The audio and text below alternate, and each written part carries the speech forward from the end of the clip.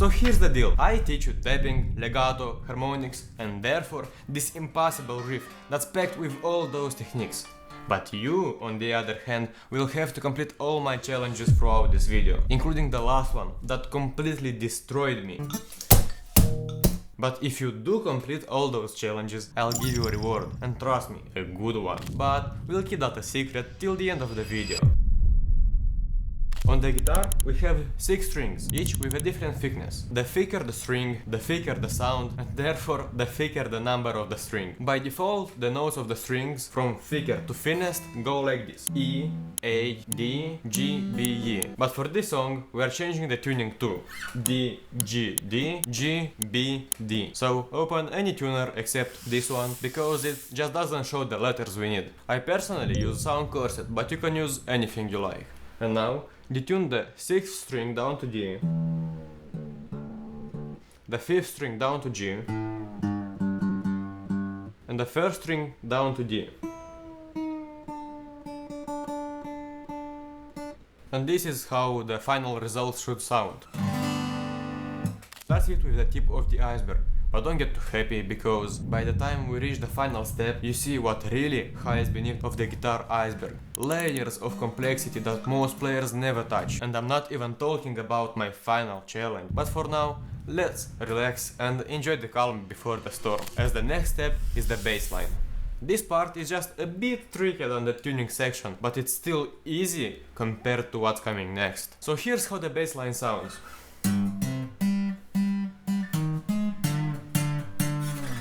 Just those 2 bars, but let's be real, learning it like that is boring. So I've got a challenge for you, that I'll reveal after I explain how to actually play it. First up, legato. Honestly, this is the hardest technique I know so far, mainly because you can actually master it through a ton of practice. But hey, that's what I'm here for, remember? I teach you legato, tapping, harmonics, and therefore this impossible riff. So I've got no way out.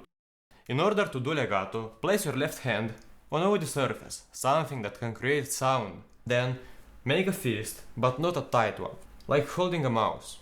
And now try recreating this motion. It is very much alike typing on a keyboard. You are not typing like a grandma using your whole arm, you are doing it only from the phalanx of your finger. So the movement looks like this. The main goal of this exercise is to recreate the movement of legato and create a powerful sound with each finger separately. Now that you got it, grab your guitar and try to do the same thing on the low E string on the 5th fret. When you press the string down, don't release the pressure straight afterward, let the note ring for a bit. If my sister that doesn't know a thing about guitar did this under a minute, you've got no excuses. You better understand this movement very well, because my challenge is not going to be easy, but therefore the reward will be much sweeter. And here's a cheat code. If you want to make a more powerful sound without doing anything, just get thicker strings. The D'Addario XS 1356 are the best out there. Although we don't use any pull-offs in this specific riff, they are very important in the fingerstyle world, so you have to learn them. After doing a hammer-on, think of it like trying to pluck the string with your left hand, just like you do with your right hand. You slightly bend the string, then pull it down and off, as you were picking it. And that's what creates the pull-off sound. At first glance, pull-offs may seem very easy, but they are deceiving, and most players mess up in the same 3 spots. Firstly, they don't hit a note as close as possible to the fret. Then, they play notes too quick. And thirdly, they touch more strings than necessary when doing pull-offs. Now that you are prepared and know everything about legato, here's the challenge. Download any metronome app. My part in this challenge is to teach you the notes, but your part is to understand how to play it with the metronome. And don't you even dare to think of skipping this part, because if you do, you can forget about getting to the bottom of the iceberg, where the actually interesting stuff happens. So look, in the first bar, everything is happening on the 5th fret. You basically tap once on the 6th string, once on the 5th string, and 3 times on the 4th string. So it basically sounds like this. The second bar is just a bit tricky. Firstly, you press on the 8th fret 5th string, then on the 6th fret 4th string, and then come back to the 5th string and press 3 times in a row. So it sounds like this. The full 2 bar sounds like this.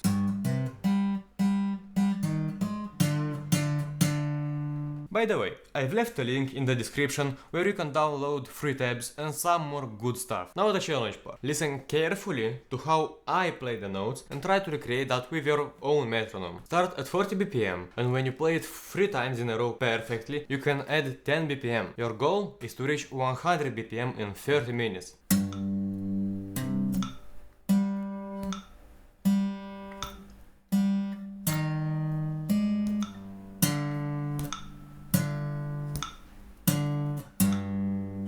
Let me know if you made it in time, because our next step is going to take a lot longer, but also not nearly as long as the last one, so be prepared. When I firstly learned the song, it took me about a month to learn the whole thing, but I wouldn't have made such a risky deal with you if I didn't have a plan how to get both of us to the bottom of this iceberg. So firstly, tapping. It's very similar to legato. You can even try doing the table method we did before. The only difference is that you anchor your thumb on the neck of the guitar, and only afterwards you do this keyboard-like movement to get the sound out of the guitar. Even though tapping looks a lot easier than legato, you can look like an absolute beginner if you do these mistakes. You don't hit a note as close as possible to the fret, or maybe you don't anchor your thumb on the neck of the guitar. But the biggest mistake all beginners do is that they hit too many notes when doing pull-offs. Also, when learning this technique, don't rush it and play too many notes at a time. Keep it simple, one note at a time. It's gonna be much easier that way. And now that I've listed all those mistakes, the easiest way to actually fix them is just to be mindful of them. So the next time you catch yourself playing legato like this,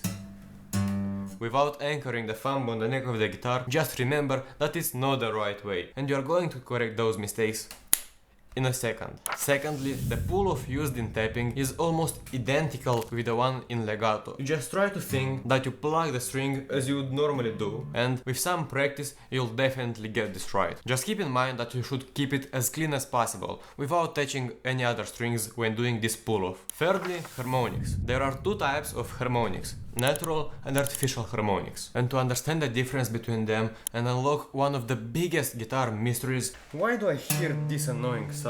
You have to understand how harmonics work. This bell-like sound is created by overtones.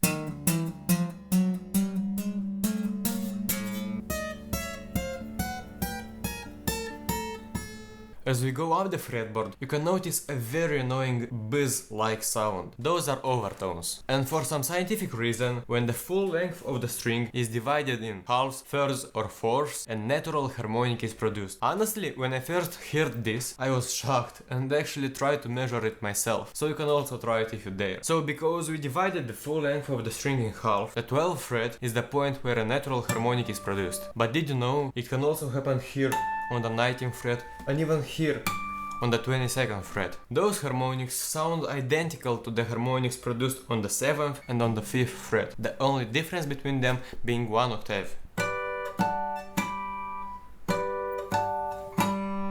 Therefore, when we shorten the string by one fret, the harmonic point also moves up by one fret, and that's what we call an artificial harmonic. As you have seen, we can create them by placing our index finger on the harmonic point and then just plug the string with the thumb, the middle finger or the ring finger. The key element in making any harmonic is just touching the string, not actually pressing the string. And now that you understand the mechanics behind the mystery, the result is this. To create an harmonic, we just isolate those overtones, but to get rid of those overtones in legato, you just mute the string. Up until this point, it was all jokes in comparison to what's coming next. This is the boss fight that has a win rate closer to 0 than anything else on guitar, except my final challenge, because that thing has a negative win rate value. This is the last stop on this iceberg, and its name is polyrhythms. If this name says something to you, go touch some grass, because it's the hardest technique out there on guitar. You basically play two different songs at the same time, but it's not just the notes that are different, it's actually the rhythm that is different. A great example is Mike's Impossible. Just take a look.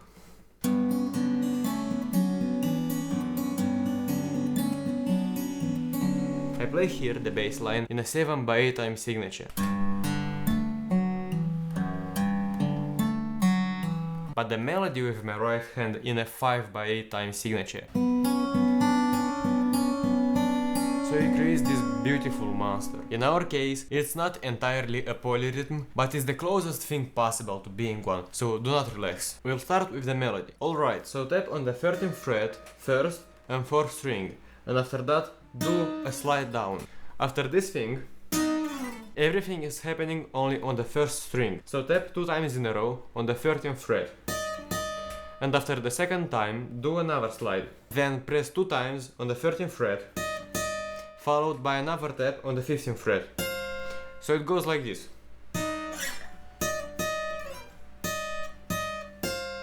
And to finish the bar, do 2 more harmonics on the 12th fret. And the whole melody sounds like this.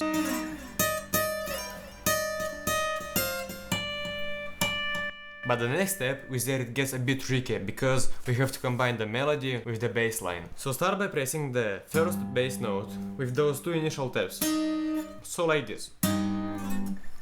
Then do another hammer on the 5th string, followed by those 2 taps with the bass note. And of course you have to do the slide. So also when you do the slide you have to do another hammer on, so like this. So totally it sounds like this. Then finish the first bar, do another tap along another hammer on. So this is how the first full bar sounds. Now in the second bar we start with just a bass note on the 8th fret on the 5th string. Then tap on the 13th fret on the 1st string. Next, a hammer on the 4th string, 6th fret, followed by a tap on the 15th fret, 1st string. So, now you play 3 bass notes on the 5th string, 7th fret, but between the 1st and 2nd bass note, between those two, you add the 1st harmonic, so like this. And then the 2nd harmonic is played together with the last bass note. And totally the second bar sounds like this.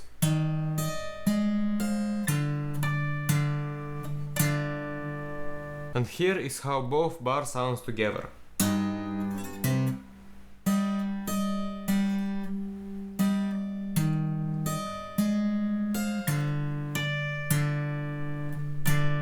After repeating those 2 bars once, there's a small change in the second bar. So, instead of playing the last harmonic along with the last hammer on, you just play the harmonic just a little before the bass note. So it sounds like this.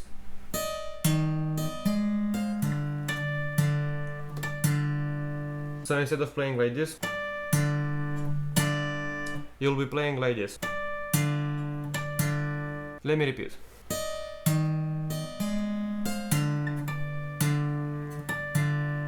I told you at the beginning that we will reach a point where even I'll break. So here we are. This is the last stop on this iceberg, and is the hardest part in the entire piece. Unless you count my final challenge that actually broke me apart. If you already have learned the notes, congrats, because the next part is 10 times harder. But hey, that's what I'm here for, to make things that are 10 times harder, 10 times easier. Now, although the first bar isn't that bad, the real problem starts in the second bar, where the accents are going crazy. Just take a look. You should think of this part as 4 groups of 2 notes, so let's break them down. The first group starts in the first bar with the last tap on the 13th fret. So after you tap on the 13th fret, make a small pause and then do a hammer on the 8th fret. The second group is a bit different. After you do the hammer on, you pause again. After you do this hammer on, you pause again and then do another tap followed quickly by the hammer on the 6th fret. So it goes like this. You see, I played this very quick. So let me repeat that. That rhythm, pause, hammer on, is what you'll use for the next 2 groups. So let me play it slowly for you.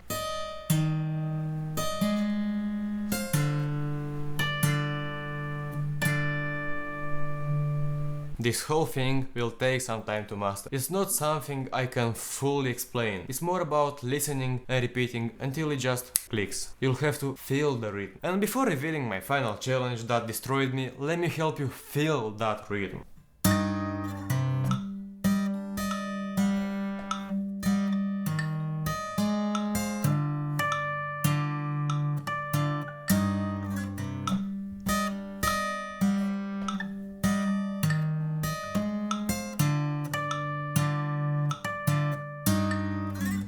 Now for the long-awaited final challenge. In essence, it's the same as the previous one. You have to play the riff with a metronome, but it's so much harder that even explaining it is going to be in vain. But I do have a way to make it easier. Firstly, play with the metronome just the bass line, and then, without even stopping for a second, add the melody, like this.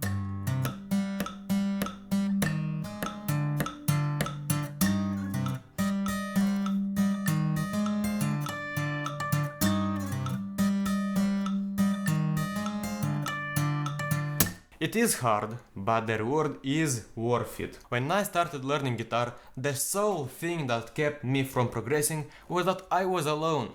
I had nobody to correct my mistakes and therefore I couldn't progress. And that's why I made my own free guitar community, where you can get instant feedback, make friends and have fun with fellow guitar players. It's so powerful because you get everything I once dreamed of, and it's all for free. And by the way, watch part 1, I explained percussion there. Bye.